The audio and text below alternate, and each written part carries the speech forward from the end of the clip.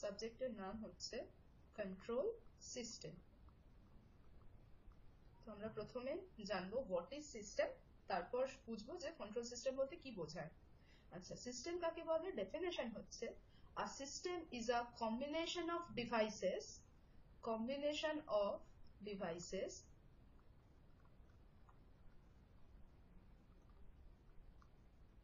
and components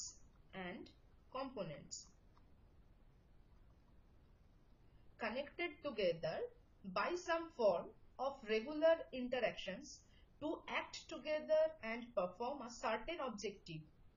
মানে system হচ্ছে কিছু ডিভাইস এবং কম্পোনেন্টের কম্বিনেশন, সেগুলো এমন ভাবে কানেক্টেড থাকে যেটা করে যার থ্রু আমরা কিছু অবজেক্টিভ ফুলফিল করতে পারি।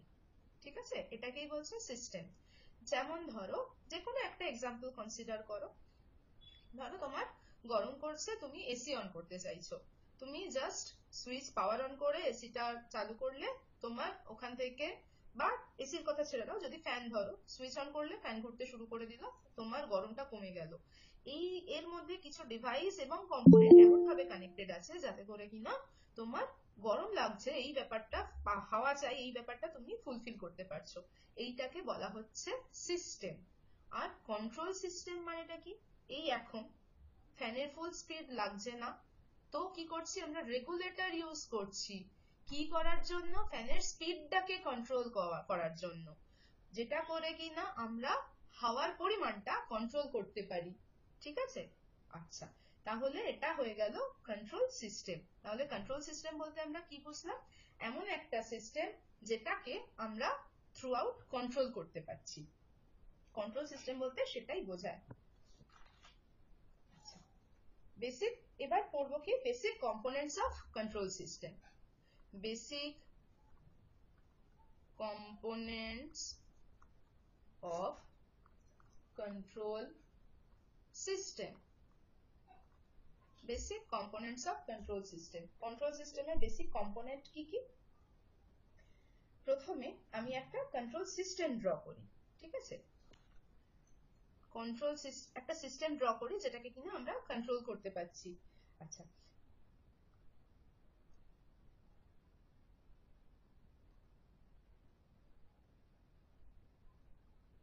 রেফারেন্স, এটা হয়ে গেল ইনপুট এলিমেন্ট।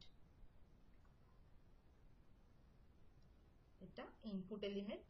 আচ্ছা, এরপর আমার কি থাকছে? একটা এরার ডিটেক্টর থাকছে। এরার ডিটেক্টর, এটাকে কেন এরার ডিটেক্টর বলে আমি সেটা পরে বলবো, বা এরার ডিটেক্টরের কাজ কি। এখানে থাকছে কন্ট্রোলার,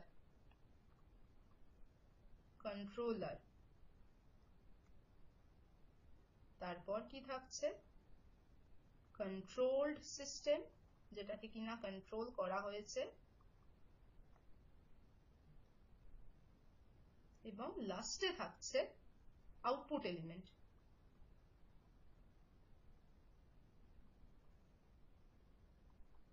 লাস্টে থাকছে আউটপুট এলিমেন্ট। আচ্ছা, এখান থেকে একটা ফিডব্যাক নিচ্ছি আমরা, যেটা কিনা ফিডব্যাক এলিমেন্ট হিসেবে ট্রিট করা হচ্ছে। Feedback element. এই ফিডব্যাক এলিমেন্ট থেকে এখানে একটা সিগন্যাল আসছে, এটাকে আমরা ফিডব্যাক সিগন্যাল বলে থাকি। আচ্ছা, এই ফিডব্যাক সিগন্যালটা প্লাস হয় বা মাইনাস হয়, কি হয় আমি পরে বলছি, করে এখানে যেটা জেনারেট করে সেটাকে আমরা বলে থাকি এরার সিগন্যাল।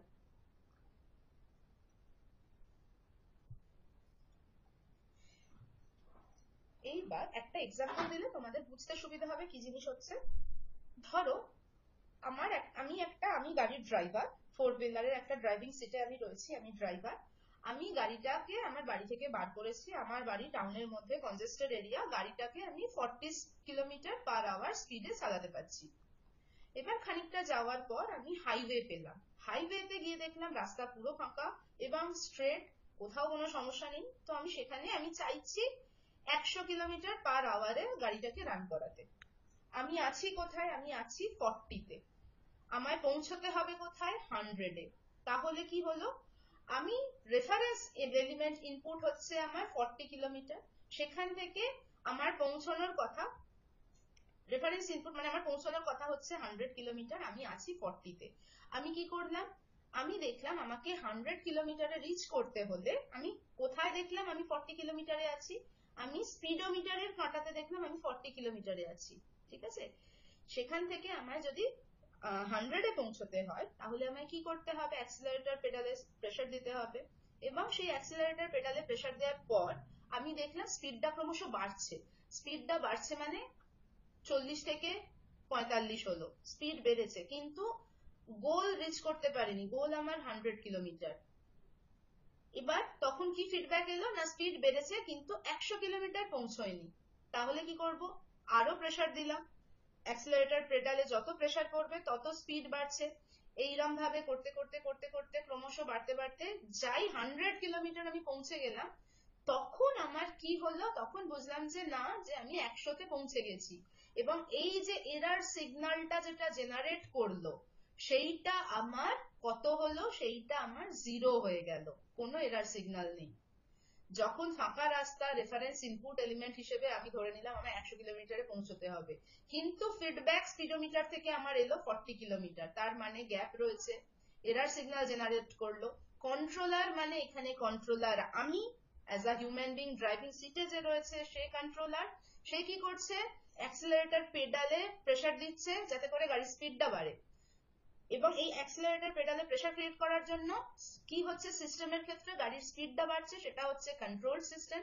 গাড়ির স্পিডটা কত, অ্যাক্সিলারেশনের হওয়ার পর গাড়ির স্পিড হলো 40 কিলোমিটার, 45, 40 থেকে 45 হয়ে গেল, আউটপুট এলিমেন্ট হলো 45 কিলোমিটারে এখন গাড়িটা রান করছে। সেই 45টা আমায় কোথায় দেখাচ্ছে, স্পিডোমিটারে দেখাচ্ছে। ফিডব্যাক আসছে আমার থ্রু, ফিডব্যাক এলো, এটা পুরোটা খানিকটা যেহেতু হিউম্যান বিং ইনকর্পোরেটেড, সেই জন্য খানিকটা মানে পুরোটা মেকানিক্যালি হয় না, কোনো ডিভাইসের থ্রু হচ্ছে না, হচ্ছে আমার থ্রু। আমি দেখলাম যে না, আমি তো 100-তে রিচ করিনি, তাহলে কি করব, আরো স্পিড বাড়াতে হবে, সেই কারণে যা যা করবার আমি করব, মানে সেই হিসেবে আমার ক্রমশ গাড়ির স্পিডটা বাড়লো। এটা বেটার বুঝতে পারবে যদি যখন তোমরা ঘর ধরো একদম 45 ডিগ্রি টেম্পারেচার বা 42 ডিগ্রি টেম্পারেচার গরম, একদম সেই হিটের মধ্যে বাড়িতে ঢুকেই কি করলে, এসিটা অন করলে, তুমি এসিকে টেম্পারেচার দিয়ে দিলে 20, এসিতে 20 ডিগ্রি টেম্পারেচার সেট করলে, 45টাতে 1 সেকেন্ডে 20 চলে আসবে না? ও কি করবে, এটা পুরোপুরি মেশিন করছে, ক্রমশ ওই টেম্পারেচারটা কমাচ্ছে আর একবার করে ফিডব্যাক নিচ্ছে যে 20-তে কি পৌঁছেছি, আমার ঘরের টেম্পারেচার কি 20 হয়েছে, যতক্ষণ না 20 হচ্ছে ততক্ষণ ও ক্রমশ ওই জিনিসটা করতে থাকছে। বা আরো বেটার বোঝা যায়, কোনো একটা সার্টেন ধরো ওগুলো তোমরা ইয়েতে পেয়ে থাকো, বা নর্মাল যেগুলো গিজার বলো, যে গিজারে কি হয়, একটা সার্টেন টেম্পারেচার আমরা একদম আগে থেকে সেট করা থাকে, যখন জলটার সেই টেম্পারেচার রিচ করে তখন কি হয়, গিজার অটোমেটিক কাট অফ হয়ে যায়। আবার যখন টেম্পারেচারটা কমে যাচ্ছে তখন আবার গিজারের যদি সুইচ অন থাকে, পাওয়ার অন থাকে, গিজার অটোমেটিক আবার চালু হয়ে যায়।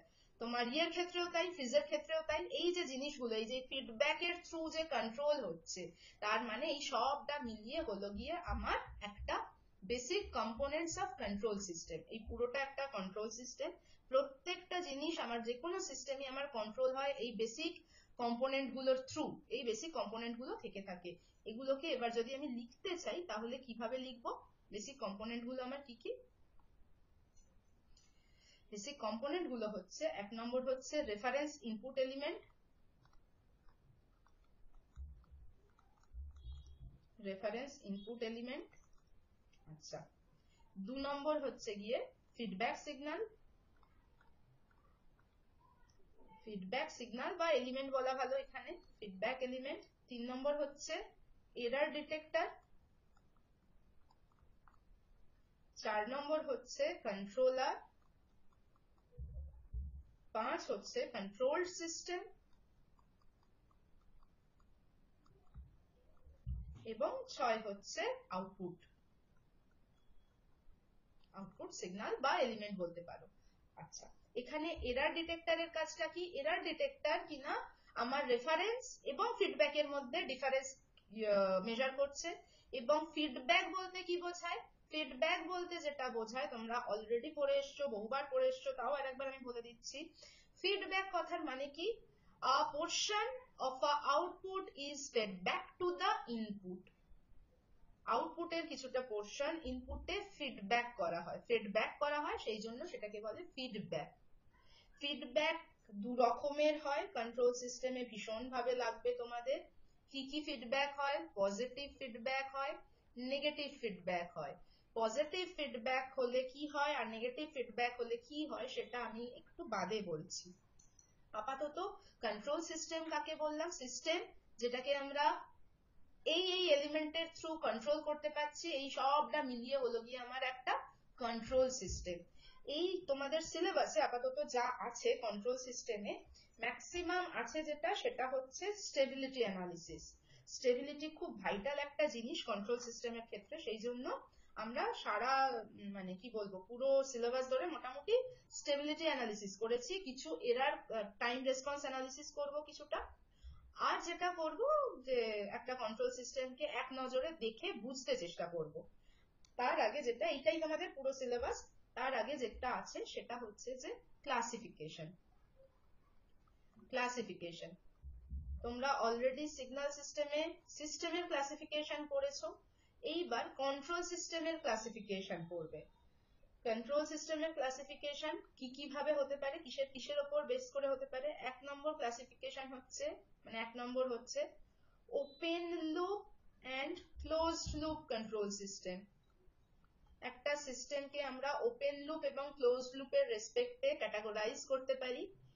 ওপেন লুপের এক্সাম্পল হচ্ছে গিয়ে, যেমন ধরো আমি যেটা বললাম জল গরম করার ক্ষেত্রে যদি ইমার্শন রড ধরে নিই সেটা হচ্ছে গিয়ে ওপেন লুপ, যদি গিজার ধরি সেটা হচ্ছে গিয়ে ক্লোজড লুপ। ক্লোজড লুপ কখন বলে? যখন ফিডব্যাক ইনকর্পোরেটেড থাকে তখন বলা হয় ক্লোজড লুপ, যেখানে ফিডব্যাক থাকে না তাকে বলা হয় ওপেন লুপ।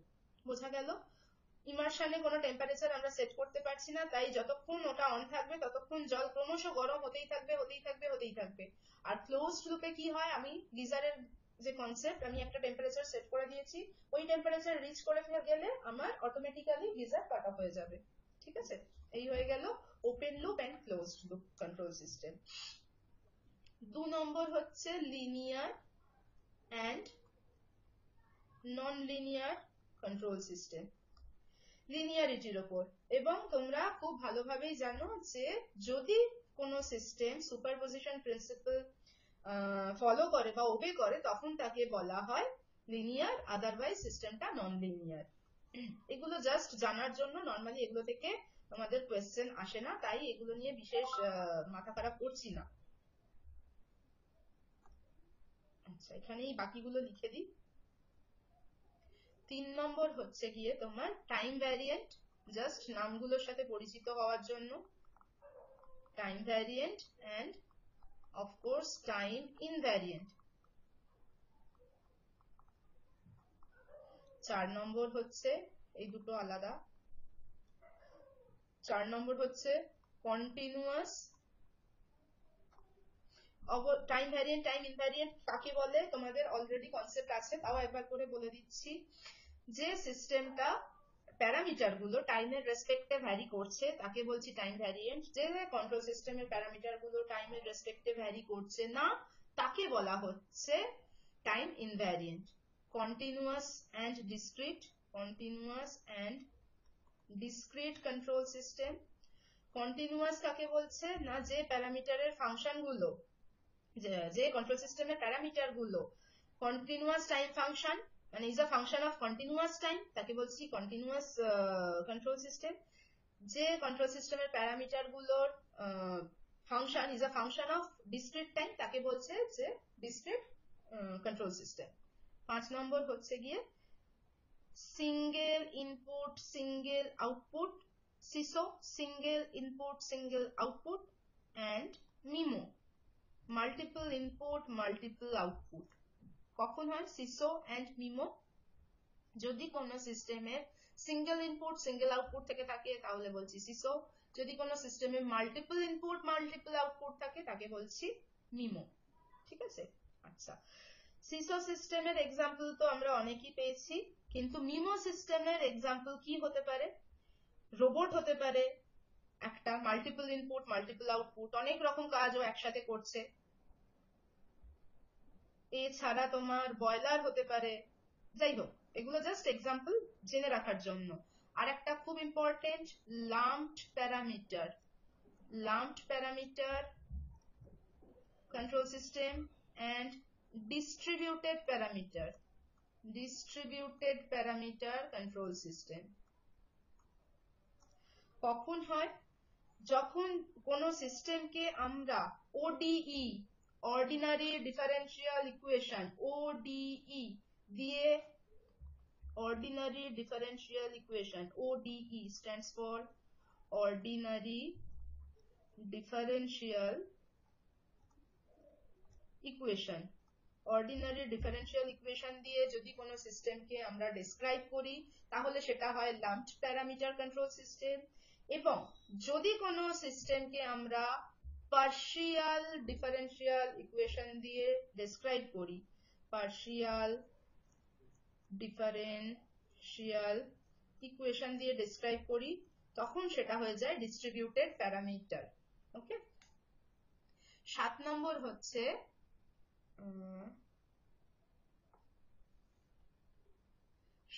হচ্ছে গিয়ে তোমার ডিটারমিনিস্টিক অ্যান্ড র্যান্ডম, বা এটাকে বলা হয় স্টোক্যাস্টিক। এই ক্ষেত্রে বলা হচ্ছে স্টোক্যাস্টিক। কি না, যদি রেসপন্সটা, যে কন্ট্রোল সিস্টেমের রেসপন্সটা প্রেডিক্টেবল, এটার ক্ষেত্রে হচ্ছে প্রেডিক্টেবল। প্রেডিক্টেবল কখন হবে? সেই একই কনসেপ্ট, যদি সেই সিস্টেমটার ইনপুট আউটপুট রিলেশনশিপটাকে আমরা ম্যাথামেটিক্যালি রিপ্রেজেন্ট করতে পারি তাহলে সেটা প্রেডিক্টেবল হবে এবং সেটা পড়বে ডিটারমিনিস্টিকের আন্ডারে। যদি এইটার যদি রেসপন্সটা আনপ্রেডিক্টেবল হয়ে যায় তখন সেটা পড়বে স্টোক্যাস্টিকের আন্ডারে। ঠিক আছে, এবং লাস্ট ওয়ান হচ্ছে static dynamic. Static and dynamic সেই একইভাবে। স্ট্যাটিকের ক্ষেত্রে হচ্ছে যে আউটপুটটা ডিপেন্ড করছে প্রেজেন্ট আউটপুটটা ডিপেন্ড করছে পাস্ট ইনপুটের উপর, সেক্ষেত্রে হবে ডাইনামিক। মানে স্ট্যাটিক হচ্ছে উইদাউট মেমোরি, ডাইনামিক হচ্ছে উইথ মেমোরি। যে এরকম ছিল ঠিক একই কনসেপ্ট। যেহেতু স্ট্যাটিক যদি উইদাউট মেমোরি হয় তাহলে ধরে রাখার কোনো কনসেপ্ট নেই, মনে রাখার কোনো কনসেপ্ট নেই। প্রেজেন্ট আউটপুট ডিপেন্ড করবে প্রেজেন্ট ইনপুটের উপর। আচ্ছা, ডাইনামিকের ক্ষেত্রে কি হচ্ছে? প্রেজেন্ট আউটপুট ডিপেন্ড করছে present as well as past ইনপুটের উপর। ঠিক আছে, এই হয়ে গেল কন্ট্রোল সিস্টেমের ক্লাসিফিকেশন। এই অবধি কি কারোর কোথাও কোনো সমস্যা আছে? জাস্ট বেসিক জিনিস, এগুলো থেকে খুব একটা কোয়েশ্চেন আসে না। এলেও নর্মাল 1-2 নম্বরের কোয়েশ্চেন এলেও আসতে পারে, যে শর্ট কোয়েশ্চেন টাইপের, যে কন্ট্রোল সিস্টেম বলতে কি বোঝো, ক্লাসিফিকেশন কি হয়, এবং তোমার ফিডব্যাকের জিনিসটা যেটা সেটা বললাম। আচ্ছা, ফিডব্যাক কেন এত ইম্পর্টেন্ট? আর যেটা বলতে চাইছিলাম স্টেবিলিটি, যে থ্রু আউট আমরা স্টেবিলিটি অ্যানালিসিস করব কন্ট্রোল সিস্টেম ধরে, সেইটা আমাদের কি জিনিস, স্টেবিলিটিটা কেন এত ভাইটাল। খুব ইম্পর্টেন্ট একটা ফ্যাক্টর কন্ট্রোল সিস্টেমে হচ্ছে স্টেবিলিটি। স্টেবিলিটি বলতে কি বোঝায়? প্রথম কথা হচ্ছে স্টেবিলিটি বলতে কি বোঝায়। স্টেবিলিটি বলতে আমরা একটা টার্ম পড়েছিলাম সিগন্যাল সিস্টেমে, BIBO. BIBO stable. BIBO stable. বিবোর ফুল ফর্ম? বিবোর ফুল ফর্ম ছিল বাউন্ডেড ইনপুট বাউন্ডেড আউটপুট।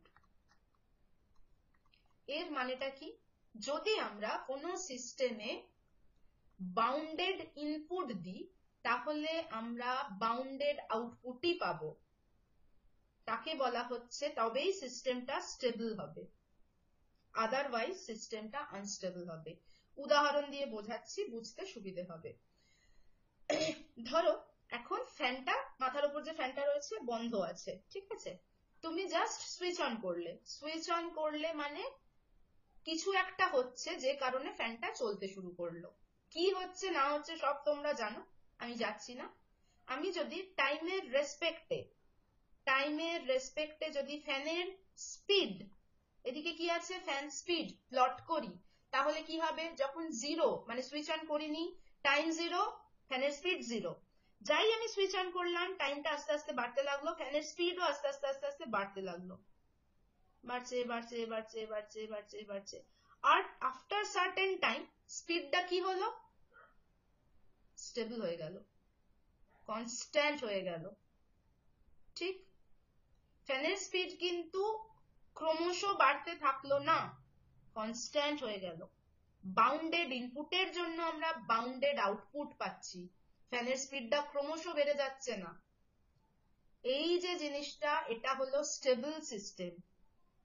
যদি আনস্টেবল হতো তাহলে কি হতো, যদি আমার ইনপুট ক্রমশ বাড়তে থাকতো, তাহলে ফ্যানের স্পিডটা যদি ক্রমশ বাড়তে থাকতো, তখন কি হতো, একটা সার্টেন টাইম পর স্পিডটা ক্রমশ বাড়তে বাড়তে ওটা আর ওইখানে ঝুলে থাকতো না, ওখান থেকে ওই ঘুরন্ত অবস্থায় ঘরে পুরো ডিস্ট্রাকশন, একটা যাতাকাণ্ড।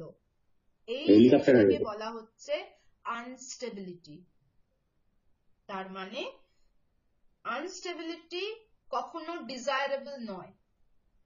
ঠিক, রিয়েল লাইফে সমস্ত জিনিস আমাদের স্টেবল দরকার, আনস্টেবিলিটি মানেই কিন্তু একটা সাংঘাতিক জিনিস আর কি। সেই হিসেবে স্টেবিলিটি অ্যানালিসিস খুব ইম্পর্টেন্ট কন্ট্রোল সিস্টেমের জন্য। একটা সিস্টেম কে অবশ্যই স্টেবল হতে হবে, কন্ট্রোল সিস্টেমকে অবশ্যই স্টেবল হতে হবে, এবং সারা সিলেবাস ধরে আমরা লাস্টে স্টেবিলিটি অ্যানালিসিস করব। এবং এই স্টেবিলিটি তো বললাম, এবার এই স্টেবিলিটি কিভাবে ডিপেন্ড করছে, ফিডব্যাকের থ্রু আমরা এই স্টেবিলিটিটাকে কন্ট্রোল করতে পারি। একটু আগে বলেছিলাম ফিডব্যাক দু রকমের হয়, একটা পজিটিভ, একটা নেগেটিভ। এই ধরো একটা সিস্টেম যার কিনা ইনপুট এটা, এটা আউটপুট, এই আউটপুটের একটা পোর্শন নাকি ফিডব্যাক হচ্ছে এখানে এসে, মানে এর সাথে ইনপুটের সাথে গিয়ে আমার আউটপুটটা হয় যোগ হচ্ছে নয় বিয়োগ হচ্ছে। যদি পজিটিভ ফিডব্যাক হয় তাহলে যোগ হবে, ইনপুটের সাথে আউটপুটটা যোগ হচ্ছে। যদি নেগেটিভ ফিডব্যাক হয় ইনপুট থেকে আউটপুটটা বিয়োগ হচ্ছে। ঠিক, এইবার ধরো আমার পজিটিভ এই ইনপুটে কিছু একটা আছে, এবার আউটপুটটা তার রেসপেক্টে কিছু একটা পাচ্ছি, এই আউটপুটের কিছু পোর্শন যদি আমার ইনপুটে গিয়ে ক্রমশ যোগ হতে থাকে, তাহলে এইখানে কি হবে, এই সিগন্যালটা যেটা এরার সিগন্যাল হিসেবে আমরা ট্রিট করছিলাম বা নাম দিয়েছিলাম, সেইটা ক্রমশ বাড়তে থাকবে, এবং এইখানে বাড়া মানে আমার আউটপুট ক্রমশ বেড়ে যাচ্ছে, এবং আউটপুট বাড়া মানে সাইক্লিক ওয়েতে ফিডব্যাক এখানে আসছে, সেইটা আবার ইনপুটের সাথে আরো বেশি করে অ্যাড হচ্ছে, আরো বেশি করে সিগন্যাল জেনারেট করছে, আরো বেশি ইনপুট হিসেবে যাচ্ছে, আরো বেশি আউটপুট জেনারেট করছে। এইটা যখন এই সাইকেলে ঘুরতে থাকবে তখন কি হবে, ক্রমশ আমার আউটপুটটা বাড়তে থাকবে। এই জন্য বলা হয় পজিটিভ ফিডব্যাক টেন্ড করে বা লিড করে টুয়ার্ডস আনস্টেবিলিটি। বোঝাতে পারলাম? যেখানে কিনা যদি নেগেটিভ ফিডব্যাক হয়, অবশ্যই একটা সিস্টেমকে স্টেবল হতে গেলে এই ফিডব্যাককে সব সময় নেগেটিভ হতে হবে। যা ইনপুট দিয়েছো আউটপুট পাচ্ছ, এবং এই পোর্শন, একটা পোর্শন আউটপুটের একটা পোর্শন ইনপুটের সাথে গিয়ে কি হচ্ছে, মাইনাস হচ্ছে, মাইনাস করে একটা সিগন্যাল জেনারেট করছে এবং দুটোকে ব্যালেন্স করার চেষ্টা করছে, ইনপুটের রেসপেক্টে আউটপুট পাওয়ার চেষ্টা করছে। এইটাকে বলা হচ্ছে নেগেটিভ ফিডব্যাক। তাই একটা সিস্টেমকে স্টেবল হতে গেলে অবশ্যম্ভাবেই ফিডব্যাকটাকে নেগেটিভ হতে হবে। সব জায়গাতেই তোমরা দেখবে নেগেটিভ ফিডব্যাক ইউজ হয়, এক্সেপ্ট একটা জায়গা যেখানে কিনা অলরেডি তোমরা সেটা পড়ে এসেছো, যেখানে কিনা পজিটিভ ফিডব্যাক ইউজ হচ্ছে, সেটা হচ্ছে অসিলেটর সার্কিট। অসিলেটর সার্কিট যেখানে একমাত্র পজিটিভ ফিডব্যাক ইউজ হয়। তার কারণ অসিলেটর কিরম আউটপুট জেনারেট করে, অসিলেটর মানে অসিলেশন জেনারেট করবে, এই জিনিসটা ওয়ান কাইন্ড অফ আনস্টেবিলিটি। এ কোথাও দাঁড়াচ্ছে না, কনস্ট্যান্ট টাইমের রেসপেক্টে অসিলেশন করে যাচ্ছে। যদি আমার নেগেটিভ ফিডব্যাক ইউজ হতো, আমার এটা কি করতো, এই জিনিসটা সাস্টেইনড অসিলেশন আমরা পেতাম না। নেগেটিভ ফিডব্যাক হলে আমার কি হতো, সাইনোসয়েডালটা ক্রমশ আমার ডাই ডাউন করে যেত, মানে এইভাবে যেতে যেতে আস্তে আস্তে আস্তে আস্তে এইরকম হয়ে যেত, একটা সার্টেন টলারেন্সের মধ্যে এটা থেমে যেত। এই অসিলেশনটা এইরকম ভাবে ক্রমশ ডিকে হয়ে যেত। সেই তার থেকে আমার এখানে কি হচ্ছে, এইখানে একটা সাস্টেইনড অসিলেশন পাচ্ছি। সাস্টেইনড অসিলেশন মানে কন্টিনিউয়াস অ্যামপ্লিটিউড অসিলেশন পাচ্ছি, যার অ্যামপ্লিটিউডে কোনো হেরফের নেই। এর জন্য আমার কি দরকার, পজিটিভ ফিডব্যাক দরকার। মনে করে দেখো বার্কহাউসেন ক্রাইটেরিয়া, সেখানে একটা বড় ভাবে লেখা ছিল যে অসিলেটর সার্কিট অসিলেশন জেনারেট করতে গেলে আমাদের পজিটিভ ফিডব্যাক দরকার। এই হয়ে গেল স্টেবিলিটি এবং পজিটিভ এবং নেগেটিভ ফিডব্যাক। বোঝাতে পারলাম? কারোর কোনো ডাউট আছে এই অবধি? বলো বলো, শুনতে পাচ্ছি। না ম্যাম, কোনো ডাউট নেই। আচ্ছা, ঠিক আছে। তাহলে এবার যেখান থেকে তোমাদের মোটামুটি কোয়েশ্চেন আসতে শুরু করে আমি সেখানে চলে যাচ্ছি। এটা ছিল ইন্ট্রোডাক্টরি পার্ট, একদমই ইন্ট্রোডাকশন, জাস্ট একটা ওভারভিউ ছোট করে যে কন্ট্রোল সিস্টেম কি জিনিস, কি করে একটা সিস্টেমকে আমরা কন্ট্রোল করতে পারি, বেসিক কম্পোনেন্ট কি কি হয় একটা কন্ট্রোল সিস্টেমের, ক্লাসিফিকেশন কি, কন্ট্রোল সিস্টেমের সাথে স্টেবিলিটির কি রিলেশন, স্টেবিলিটির সাথে ফিডব্যাকের কি রিলেশন, বা বলতে পারো কন্ট্রোল সিস্টেমের স্টেবিলিটিটা কেন এত ইম্পর্টেন্ট, জাস্ট এইটুকু ওভারভিউটা দিয়েছি। এইবার মেন যে জায়গা থেকে কোয়েশ্চেন আসতে শুরু করে, ফার্স্ট যেটা আসছে সেটা হচ্ছে ব্লক ডায়াগ্রাম রিপ্রেজেন্টেশন। আমি তোমাদের বলে দিই, তোমাদের সিলেবাসটা একটু বলে দিই, একটু বড় সিলেবাস, যদিও দেখে বুঝবে না, তাও আমি বলে দিচ্ছি কি কি আছে।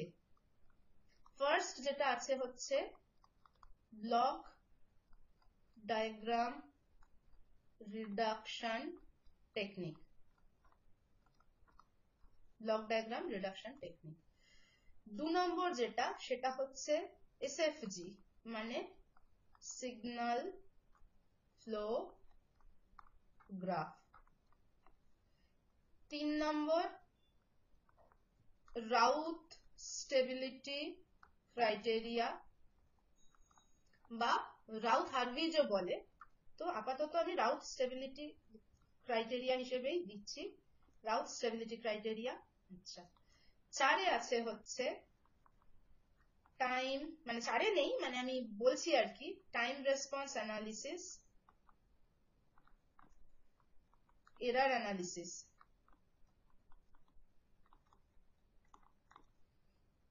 আচ্ছা, এবার হচ্ছে গিয়ে তোমার রুট লোকাস,